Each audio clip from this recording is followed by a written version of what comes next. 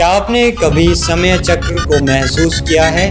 नहीं ना, क्योंकि टाइम मशीन अभी तक सिर्फ बातों और किताबों में ही है, असल जिंदगी में नहीं है। लेकिन अपने मोबाइल को हाथ में मत पकड़ के रखिए, किसी मेज या कुर्सी पर रख दीजिए, फिर वीडियो को देखिए और बैठ जाइए, क्योंकि हम आपको एक बड़ी लंबी यात्रा पर ले जाने वाले हैं। शायद भगवान ने ये काम हमारे हाथों ही करवाना था। इस यात्रा को शुरू करने से पहले कुछ जानना ज़रूरी है, वो देखिए। आपको एक बच्चे की ज़िंदगी से रूबरू करवाते हैं जो संत रामपाल जी से नाम दीक्षित है। लोग उसे क्या कहते हैं? तुम्हारे गुरुजी पर तो रेप केस है, तुम्हारे गुरुजी तो देशद्रोही है, तुम्हारे आश्रमों में तो कांड हुआ करता था, आपत्तिजनक सामग्री मिली थी, तुम्हारे गुरुजी तो हिंदू शास्त्रों में छेड़खानी करते हैं। उस बच्चे का पॉइंट ऑफ व्यू देखिए। वह बच्चा और बच्चों की तरह कार्टून नहीं देखता, वो बच्चा अश्लील गाने नहीं गाता, वो बच्चा अश्लील फिल्में नहीं देखता और कोई अन्य व्यसन नहीं करता। वो बच्चा सत्संग में जाता है, संत समागम में जाता है, तरह तरह की सेवाएं करता है, जिससे उसको आध्यात्मिक लाभ होता है। उसके साथ ही ऐसी स्किल्स सीखता है जो उसके करियर में सहयोगी होती है। हुक्का पीने के बजाय वो बड़े बूढ़ों में जब बैठता है तो जिंदगी के कुछ मूल मंत्र सीखता है। जैसे जैसे उसका जीवन सफर आगे बढ़ता है, वो एक भगत के 16 गुण धारण करता है जो शास्त्रों में बताए गए हैं। फिर उन लोगों का पॉइंट ऑफ व्यू क्या है जो इस तरह की बातें करते हैं कि तुम्हारे गुरुजी तो ये है, तुम्हारे गुरुजी तो वो है। चलिए एक नजर डाल लीजिए।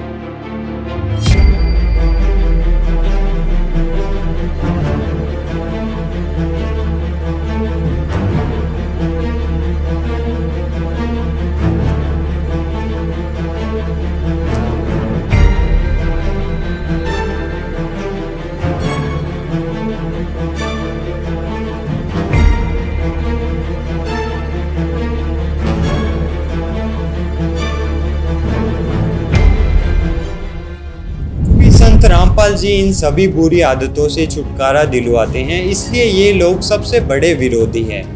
लेकिन आप इस वीडियो को देखकर विचार कीजिए कि इस धुएं के गुब्बारे के पीछे कितना बड़ा सूरज छिपा है। वाणी कहती है, ग्रीब जैसे सूरज के आगे बदरा, ऐसे करम छेयारे, प्रेम की पवन करे चित मंजन, झलके तेज न्यारे। अब ये वीडियो आपके लिए प्रेम की पवन का काम करेगी, जिसमें आपके बादल छंटेंगे, आपकी यात्रा शुरू होती है। अब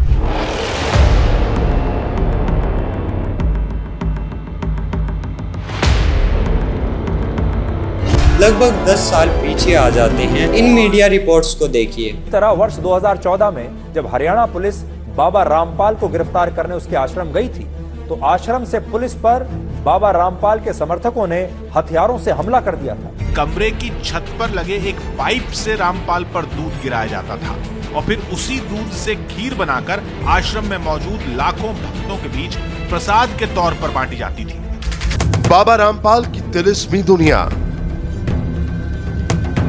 में ढोलक बजाने वाला लड़का था। अंधविश्वासी जनता की मूर्ता ने उसे भगवान बना दिया, तो कबीर का अवतार घोषित कर दिया। कानून की अवमानना का पाठ पढ़ाया जाता था। रामपाल खुद को कानून से ऊपर मानता था। उसकी नजर में कानून नाम की कोई चीज नहीं थी। इन पत्रकारों को आप बखूबी जानते हैं और इनकी पत्रकारिता को भी। नहीं मतलब एक सेकंड, आप जरा वीडियो को पॉज करके सोचिए, क्या ये रिपोर्ट सही है? अगर नहीं सोच पा रहे तो आगे देखिए।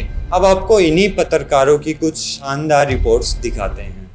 भारत का समाज हर दिन सच से दूर होता जा रहा है और इसके लिए एक हद तक हमारा मीडिया भी जिम्मेदार है। इसके साथ साथ ये समझने की भी जरूरत है कि आखिर भारतीय मीडिया की विश्वसनीयता गिर क्यों रही है। 2000 रुपए के हर एक नोट पर NGC यानी नैनो GPS चिप लगा हुआ होगा। और पत्रकार अब राजनीतिक दुकानों की सज्जा के काम आने लगे हैं। डॉक्टर सुभाष चंद्रा ने हिसार में बीजेपी के उम्मीदवार डॉक्टर कमल गुप्ता के लिए वोट मांगा। झूठ को इतनी बार दोहराया जाता है कि वो सच लगने लगता है। यूपी के कैराना में घर छोड़कर पलायन करने वाले हिंदुओं की तकलीफ का DNA टेस्ट। नेता, पत्रकार और उद्योगपति आजकल अघोषित रूप से एक ही टीम में खेलते हैं। अरे बॉस की मुलाकात कैसी हो सुभाष चंद्रा जी से?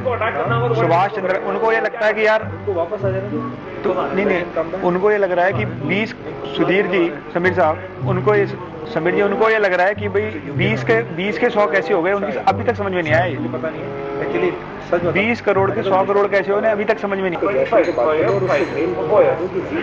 इस मॉडल में। ये वो समय है जब जी न्यूज़ के एंकर सुधीर चौधरी को 100 करोड़ के एक्सटॉर्शन केस में गिरफ्तार किया गया था, जिसका वीडियो सबूत यूट्यूब पर 20 यूट्यूब चैनल्स में आपको मिल जाएगा। फिर भी सुधीर चौधरी रोज न्यूज़ स्टूडियो में बैठकर कैमरे के सामने झूठ के पुलिंदे गढ़ता है।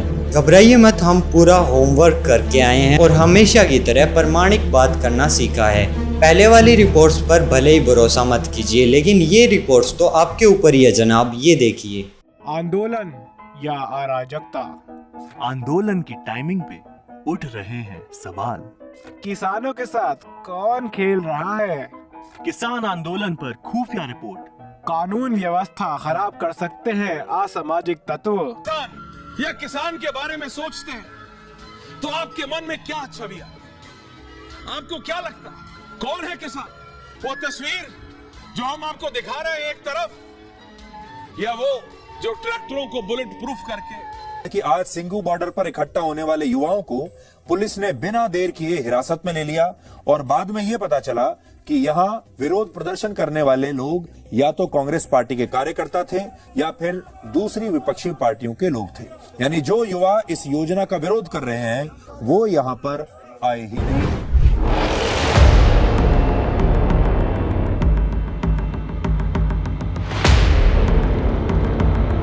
हरियाणवी में एक कहावत है, जिसके लागे वो ही जाने। अब ये खबर आपके ऊपर ही है, सही है या गलत आप खूब जानते हैं। सवाल ये है कि इन गलत रिपोर्ट्स को बताते समय इन्हें बिल्कुल भी शर्म नहीं आती, इन्हें यह विचार नहीं आता कि देखने वाले बुद्धिजीवी लोग देखकर इनके बारे में क्या सोचेंगे। जवाब ये है कि इन्हें कोई लाज शर्म नहीं है। इसका सबसे बड़ा कारण है आपकी गलत विचारधारा। एक ऐसी गलत विचारधारा जो देश के चौथे स्तंभ माने जाने वाली मीडिया ने आपकी रगों में भर दी है। अरे मीडिया तो सही बता रही होगी, हमारा देश बस कल ही विश्व गुरु बन जाएगा, सब बाबा एक जैसे होते हैं, ये खालिस्तानी है, ये पाकिस्तानी है, ये मुसलमान है, ये हिंदू विरोधी है, दुबई से इनको पैसा आता है, ISI से इनको पैसा आता है, आदि आदि।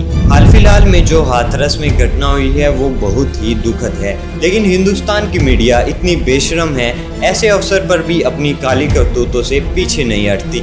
एक ऐसे संत जिनका हाथरस की घटना से कोई संबंध तक नहीं है, उन्हें भी इस घटना से जोड़कर बदनाम किया जा रहा है। मीडिया के द्वारा ये बहुत ही निंदनीय कार्य किया जा रहा है। इसके लिए उन्हें माफ़ी मांगनी चाहिए और उन्होंने जो कचरा फैलाया है वो उन्हें खुद साफ करना चाहिए। अगर कोई किसान, जवान, छात्र, बेरोजगार सरकार की गलत नीतियों पर विरोध जताते हैं तो ये सरकार से सवाल पूछने और उनकी गलत नीतियों में बदलाव कराने हेतु दबाव बनाने के बजाय जनता से ये सवाल करते हैं कि किसानों के पास टेंट में AC कहाँ से आया, किसानों के पास ट्रैक्टर कहाँ से आया, ये स्टूडेंट नहीं है, ये तो पाकिस्तानी है। अरे भाई वो किसान है, देश का पेट भरता है, उसका बेटा देश की रक्षा करता है और आप उस पर सवाल कर रहे हो, शर्म नहीं आती आपको?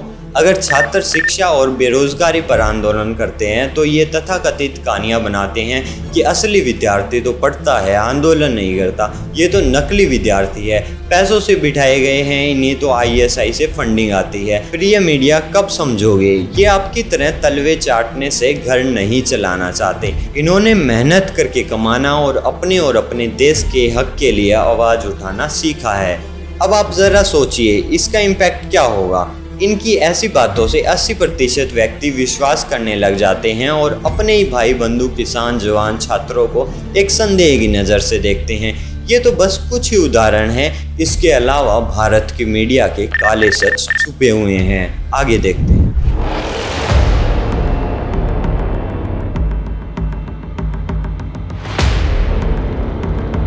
चलिए अब आपको बताते हैं कि मीडिया का काम क्या होता है। मीडिया का असल काम देश दुनिया में हो रही घटनाओं के बारे में सही जानकारी देना है। सच दिखाना मीडिया का काम है। गरीब, दबे कुचले लोगों की आवाज़ मीडिया होता है। लेकिन हो क्या रहा है ये मुझे ज़्यादा बताने की ज़रूरत नहीं है, फिर भी मैंने काफ़ी कुछ आपको दिखाया है, कुछ और देख लीजिए। आज तक चैनल की एक खबर देखिए। सुधीर जी कहते हैं, इसी तरह वर्ष 2014 में जब हरियाणा पुलिस बाबा रामपाल को गिरफ्तार करने उसके आश्रम गई थी तो आश्रम से पुलिस पर बाबा रामपाल के समर्थकों ने हथियारों से हमला कर दिया था। देखा आपने, ये झूठी खबर चलाई गई, जबकि इस चीज के पुख्ता सबूत मौजूद हैं कि आश्रम की तरफ से तो किसी भी हथियार का प्रयोग हुआ ही नहीं। FSL की रिपोर्ट ये बात कहती है। फिर आज तक चैनल वाले ये बकवास किस आधार पर कह रहे हैं, इनकी जवाबदेही तय होनी चाहिए। चलिए आपको 2014 में लेकर चलते हैं। संत रामपाल जी महाराज के शिष्य सिर्फ CBI जांच की मांग करते हुए अपने आश्रम के बाहर तख्तियां लेकर बैठे थे।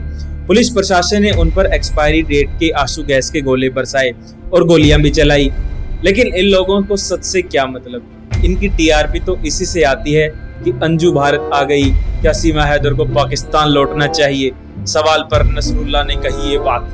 इस तरह की खबरें दिखा करके TRP बटोरने का काम सिर्फ इंडियन मीडिया करता है। सच से मीडिया को कोई भी मतलब नहीं है और यही कारण है कि 2024 के वर्ल्ड प्रेस फ्रीडम इंडेक्स में भारत 159वें स्थान पर पहुंच गया है। खैर, कबीरा खड़ा बाजार में सबकी मांगे खैर, ना कहो से दोस्ती ना कहो से बैर, हमें किसी से कोई बैर नहीं है। अब आपको TV9 की एक खबर दिखाते हैं।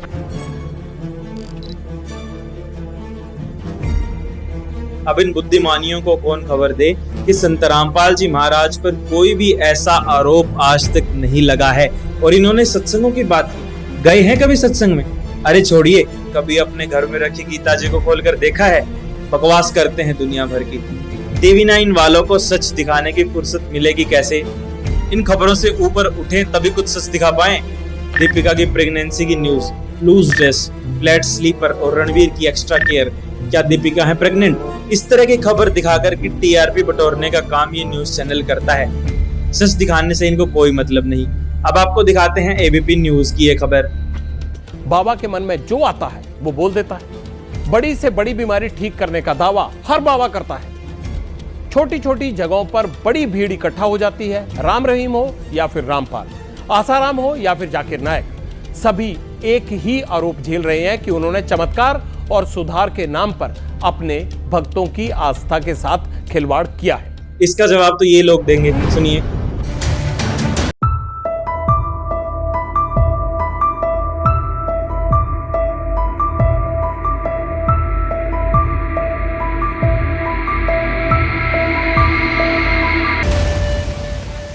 बीमारी ये थी सर कि ब्लड ट्यूब में मेरे को एक प्रकार का पस आ गया था और इन्फेक्शन हो गया था। उस इन्फेक्शन को डॉक्टर लोग वो कह रहे थे कि इसमें आपको ऑपरेशन करना पड़ेगा। आश्रम पहुंचने में परमात्मा का नामदान लिया और जो उन्होंने मुझे उपदेश दिया, उस उपदेश देने के बाद उन्होंने आशीर्वाद दिया। आशीर्वाद देने के बाद तत्क्षण में मेरा ये रोग वहीं के वहीं दर्द बिल्कुल ठीक हो गया। डॉक्टर ने बोला वो ट्रीटमेंट की और मेरा जो रिजल्ट आया, मेरा जो रिपोर्ट आया, तो आप लोग हैरान हो जाओगे।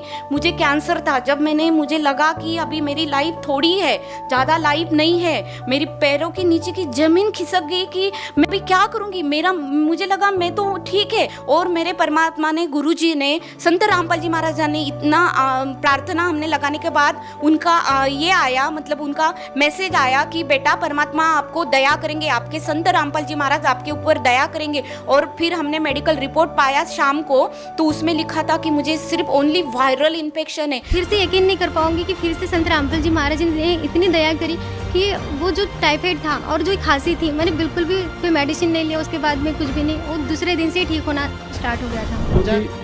पथरी की रिपोर्ट है सर जी। संत रामपाल जी महाराज की दया से वो पथरी कब निकल गई पता ही नहीं चला और बिल्कुल स्वस्थ हो गए बिना दवाई खाए। ऐसा अनमोल ज्ञान और इतना प्रूफ के साथ, क्योंकि उन्होंने हर मतलब वेदों से प्रूफ बताया था, गीता से प्रूफ बताया था, हर एक धर्म ग्रंथ जो भी है उनमें से निकाल के मतलब दिखाए हैं कि ये ऑलरेडी है प्रमाणित, पर हमें इनका मीनिंग नहीं पता। तो जब मैंने ये पढ़ा तो मुझे यकीन हो गया कि अगर भक्ति है तो यही है।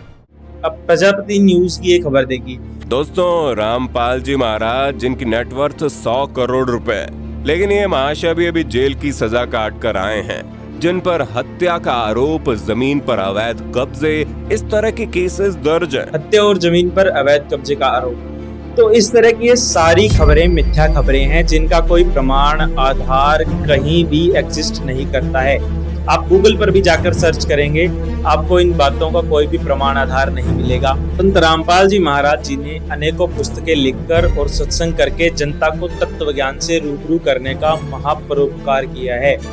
मजाल है कि इन न्यूज वालों ने कभी इनकी पुस्तकों को पढ़ा हो, सत्संग को कभी देखा सुना हो।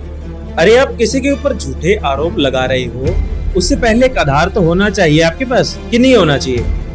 कभी आपने संत रामपाल जी महाराज के भारतवर्ष में जो 11 से अधिक सतलोक आश्रम हैं, उनको दिखाया है अपनी न्यूज में? वहाँ की व्यवस्थाओं को दिखाया है? कितने समागम भंडारे होते हैं वहाँ पर, करोड़ों लोग आते हैं। कभी आप गए वहाँ पर? कभी वहाँ जाकर के आपने वीडियोस बनाई? वहाँ का डीएनए क्यों नहीं करते आप सुधीर जी? वहाँ जाकर एक पाठशाला तो जरूर चलाइए सुशांत सिंह जी। हाल ही में जी न्यूज ने अपने एक आर्टिकल में कहा कि संत रामपाल जी महाराज को जूनियर इंजीनियर के पद से बर्खास्त किया गया था, जबकि वास्तविकता तो ये है कि संत रामपाल जी महाराज ने अपने पद से स्वेच्छा से इस्तीफा दिया था, जिसका प्रमाण उनके सार्वजनिक डोमेन में उपलब्ध उनका रिजाइनिंग लेटर है, जो कि हरियाणा सरकार द्वारा एक्सेप्टेड है। मीडिया का मुख्य कार्य जनता को सच से रूबरू कराना होता है, लेकिन जब मीडिया खुद ही भ्रष्ट हो जाए और बिना जांचे परखे खबर प्रसारित करने लगे तो समाज में भ्रम और गलतफहमियां फैलना स्वाभाविक होता है। नवभारत टाइम्स यानी एनबीटी ने झूठा आरोप लगाते हुए कहा कि संत रामपाल जी लोगों को गुमराह कर रहे थे। नवभारत टाइम्स को हमारा चैलेंज है, अपने दावे को साबित करिए, नहीं तो सार्वजनिक तौर पर माफी मांगिए। हाल ही में रिपब्लिक भारत के एंकर मृदुल शर्मा ने अपने शो में कहा कि संत रामपाल जी महाराज पाखंड फैला रहे थे। मृदुल शर्मा जी, साबित करिए, एक भी बात बिना प्रमाण के हो। क्या आपने किसी मंदिर मस्जिद में जाकर ये बात कही कि प्रमाण दिखाइए कि भगवान है? नहीं ना। लेकिन हम तो आपको सामने से सबूत दिखा रहे हैं कि संत रामपाल जी महाराज का ज्ञान ये है और यहाँ से इस शास्त्र से प्रमाणित है। लल्लन टॉप की इन बकवास रिपोर्ट्स को भी देख लीजिए। बाउंड्री के पास पेट्रोल बम का पूरा जखीरा भी मिला और यहीं से भक्तों का वो दावा भी सामने आया कि बाबा दूध से नहाता था और उस दूध से बनी खीर भक्तों को प्रसाद में बंटती थी। इस स्तर पर भेदभाव है। डेरे या नए संप्रदाय वंचित वर्ग को आकर्षित करते हैं क्योंकि ये बराबरी की बात करते हैं। इसी का फायदा रामपाल ने उठाया। अब जानिए फॉर्मूला रामपाल का जन और धन जुटाने का। भक्त को अगर काम में मुनाफा होता तो मुनाफे का 10% बाबा को दान मिलता। बाबा के आश्रम में प्रवचन सुनने की करारी फीस होती। रामपाल भक्तों के आगे जानवरों से बात करने का दावा भी करता। सौरभ द्विवेदी जी, है कोई आपके पास सबूत इन बातों का? इन बकवास मिथ्या बातों से ऊपर उठिए, पढ़े लिखे हैं आप, आपसे उम्मीद नहीं की जाती। आखिर क्या डर सता रहा है आपको? क्या आपने कभी संत रामपाल जी की किसी अनुयायी का इंटरव्यू लिया जिसने दहेज मुक्त शादी की हो? ऐसे लाखों लोग हैं जो नशा करते थे, उनका पूरा परिवार परेशान रहता था, उनके बच्चे डरते थे अपने पिताजी से, जिसने संत रामपाल जी से नाम दीक्षा लेने मात्र से नशा त्याग दिया, जिसके संत रामपाल जी से नाम दीक्षा लेने मात्र से कैंसर तक के रोग ठीक हो गए। ये वीडियो उन बातों का सबूत है, देखिए। बताइए इन रिपोर्ट्स में क्या है? ये रिपोर्ट जो है मेरी, ये पहले कैंसर था और जब मैं संत रामपाल जी के यहाँ जुड़ा उसके बाद उनने मुझे आशीर्वाद दिया और जब मैं नागपुर गया दोबारा चेक कराने के लिए तो ये नॉर्मल रिपोर्ट आई मेरी। ये सबके सामने देखो आप लोग, ये मेरी नॉर्मल रिपोर्ट आई आशीर्वाद लेने के बाद संत रामपाल जी का। ये मैं लिए हुए नॉर्मल रिपोर्ट है ये नागपुर की, दोबारा जब मैं जाँच कराने गया तो। और आज मेरा जो कैंसर का इतना भयंकर रोग था आज बिल्कुल ठीक है और मैं संत रामपाल जी महाराज की कृपा से बिल्कुल स्वस्थ। हमने बंदी छोड़ सदगुरु रामपाल जी महाराज से अरदास लगाई और जो डॉक्टर कैंसर है बताते थे वही डॉक्टर के मुख से हमने ये सुना भगत जी कि ये चमत्कार कैसे हो गया। और आज संत रामपाल जी महाराज की दया से मेरा जो कैंसर है वो बिल्कुल ठीक हो गया है और मुझे किसी भी दवा की ज़रूरत नहीं पड़ी, ना ही किसी ऑपरेशन की ज़रूरत पड़ी। संत रामपाल जी की शरण में जब मैं पहुंचा मेरे दर्द में राहत मिली और दर्द में राहत मिलने का धीरे धीरे उस गांठ का पता ही नहीं कि वो गांठ कैसे घुलती चली गई। पड़ोसी भी कहने लगे कि देखो कैंसर सबको खाता है, ये बंदा कैंसर को भी खा गया। 4 महीने के अंदर मेरे बेटे की जो तकलीफ थी वो बिना गोली, बिना इंजेक्शन, बिना ऑपरेशन की। संत रामपाल जी महाराज जी की दया से वो बिल्कुल ठीक हो गए, वरना डॉक्टरों ने तो मना कर दिया था कि जयपुर वालों ने कि ये नहीं बचने वाली है, रास्ते में खत्म हो जाएंगे, आप इनका इलाज करवाओ या ना करवाओ, कोई फायदा नहीं है। और आप लोग क्या बकवास करते हैं कि संत रामपाल जी महाराज हिंदू विरोधी हैं? अरे उनके तो सारे नियम ऐसे हैं जो एक सनातनी व्यक्ति का जीवन आधार होता है। खैर आपको हो गई है झूठ बोलने और सुनने की आदत। लेकिन हम भी आपको यकीन दिलाकर छोड़ेंगे कि असल में संत रामपाल जी महाराज ही सच्चे सनातनी संत हैं। संत रामपाल जी का एक नारा है, जीव हमारी जाति है, मानव धर्म हमारा, हिंदू मुस्लिम सिख ईसाई धर्म नहीं कोई न्यारा। आपके साथ दिक्कत ये है कि अगर आप भी ऐसी विचारधारा रखोगे तो आपका ये हिंदू मुस्लिम लव जिहाद बुलडोजर ये सब एजेंडे कैसे चलेंगे। इसलिए कह रहा हूं कि आप उनके एक भी नियम पर नहीं चल सकते, तो उनके खिलाफ बोलना बिल्कुल ही बंद कर दें या फिर उनके सत्संगों को सुने। दर्शकों, अब आपको वो केस दिखाते हैं जो संत रामपाल जी महाराज पर हुए और उनकी अभी की स्थिति क्या है। मुकदमा नंबर 426 सरकारी काम में बाधा डालना, केस बरी हो गया है हिसार कोर्ट से। मुकदमा नंबर 428 देशद्रोह का मुकदमा जो अभी लंबित है हिसार जिला कोर्ट से। मुकदमा नंबर 446 जमीन विवाद का मुकदमा जो रोहतक कोर्ट से बरी हो चुका है। मुकदमा नंबर 198 हत्या का आरोप जो कि रोहतक कोर्ट से बरी हो चुका है 2006 में जो मुकदमा हुआ था। लेकिन हमारी मीडिया को इस सच से कोई मतलब नहीं। मीडिया बस कहता है कि संत रामपाल जी महाराज दूध से नहाते थे।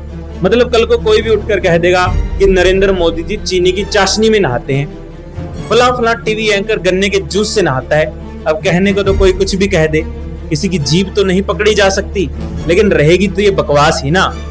इन सब बातों से ऊपर आपको उठना पड़ेगा और जनता को सच दिखाना पड़ेगा। अब इन सारे फेक एलिगेशंस को जनता समझ चुकी है, सच ऊपर आकर ही रहेगा। वाणी कहती है, चोर चुरावे तुमड़ी गाड्डे पानी में, वो गाड्डे वा ऊपर आवे नु सच्चाई छानी ना। मतलब मीडिया दावा करता है कि भारत विश्वगुरु बन रहा है, लेकिन फिलहाल की स्थिति आपने आपकी स्क्रीन पर देखी। लेकिन मैं ये जरूर कहूंगा कि अगर वस्त्रहीन मीडिया वस्त्र पहन ले तो हिंदुस्तान जरूर विश्वगुरु बनेगा। आशा करते हैं कि इस बिकाऊ मीडिया का जमीर जागेगा और ये अपने कर्तव्य को समझेंगे, येलो जर्नलिज्म से बाहर निकलेंगे और ये विनाश के कर्म त्याग कर राष्ट्र निर्माण में सहयोग करेंगे।